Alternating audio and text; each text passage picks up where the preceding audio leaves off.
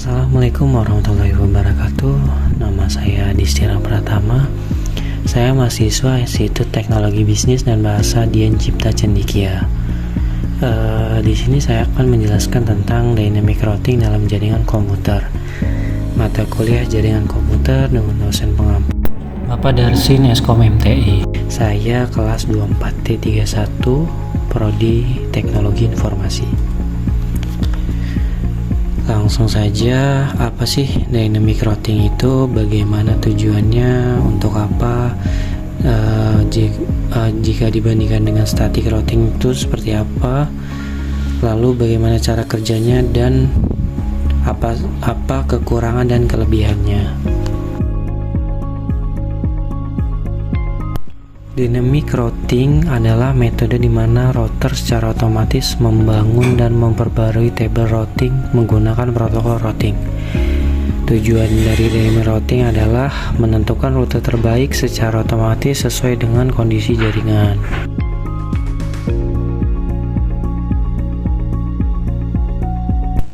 Lalu di sini ada perbedaannya dengan static routing.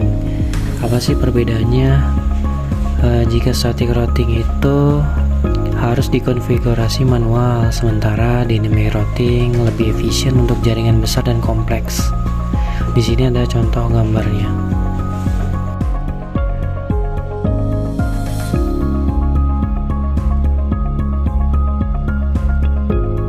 Lalu kemudian bagaimana sih cara kerja dynamic routing? Dynamic routing itu memiliki 4 tahap cara kerja dengan tahapan utama. Yang pertama itu ada pertukaran informasi routing, yang kedua ada perhitungan jalur terbaik, yang ketiga ada update table routing, yang keempat ada adaptasi terhadap perubahan topologi.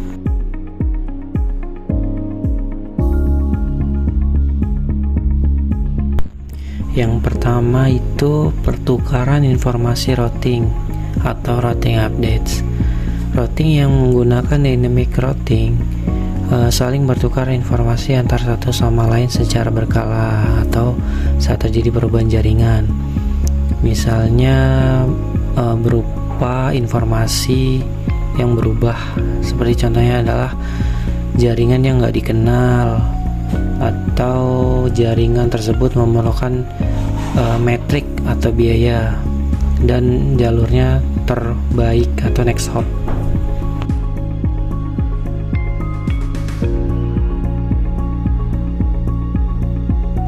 Yang kedua yaitu perhitungan jalur terbaik. Router menggunakan algoritma routing untuk menentukan jalur terbaik. Contoh algoritmanya yaitu ada distance vector, yaitu menggunakan hop count, contohnya RIP, dan selanjutnya ada link state, yaitu menggunakan informasi topologi lengkap, contohnya OSPF.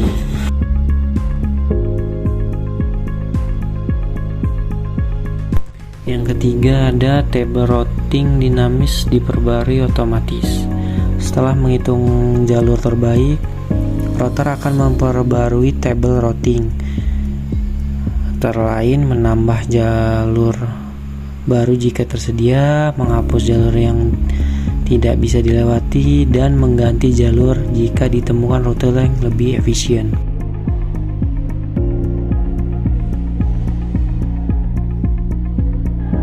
Kemudian yang keempat adalah menyesuaikan diri saat topologinya berubah. Semisalkan ada link yang putus atau router yang offline atau jaringan baru yang ditambahkan, maka router akan mendeteksi merubah dengan hello pax, menghitung ulang jalur terbaik dan menyesuaikan isi table routing sesuai perubahannya.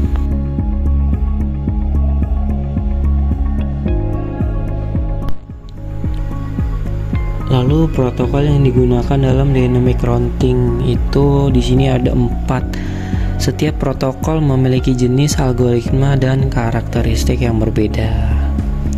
Protokol yang pertama itu RRP, jenisnya distance vector, algoritmanya hop count, karakteristiknya max 15 hop, sederhana dan lambat. Yang kedua itu ASPV, jenisnya link state, algoritmanya Dijkstra, karakteristiknya itu lebih ke cepat, skala besar, dan area base.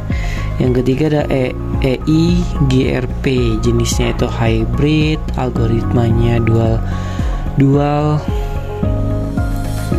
karakteristiknya algoritma Cisco property, efisien dan fleksibel. Dan yang keempat ada BGP, jenisnya itu part vector, algoritmanya police base, karakteristiknya itu digunakan untuk routing antar ISP atau internet.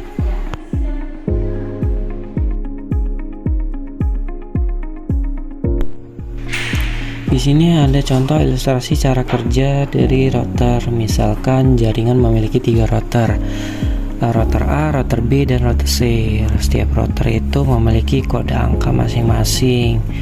Router A tahu tentang kode router A yang kodenya itu misalnya 19.168.1.0. Router B tahu tentang kode angka router B yang 192.168.2.0. Dengan dynamic routing, router A dan router B itu bisa bertukar info. Misalnya router A belajar dari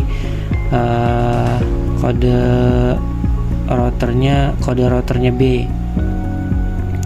Router A, B, dan C belajar tentang kode routernya dari router C. Jika koneksi A dan B terputus, maka A akan mencari jalur baru jika ada.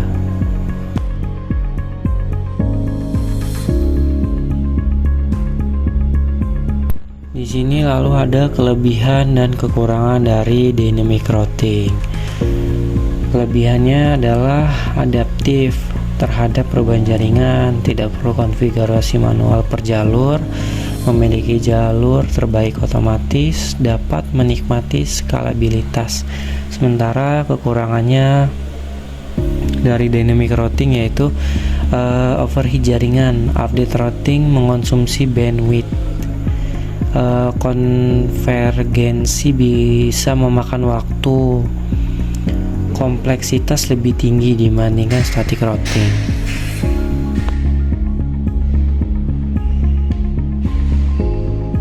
Berikutnya kesimpulan dari materi dynamic routing itu, kita bisa tarik kesimpulan bahwa dynamic routing itu adalah router cerdas yang belajar, beradaptasi, dan memperbarui jalurnya sendiri.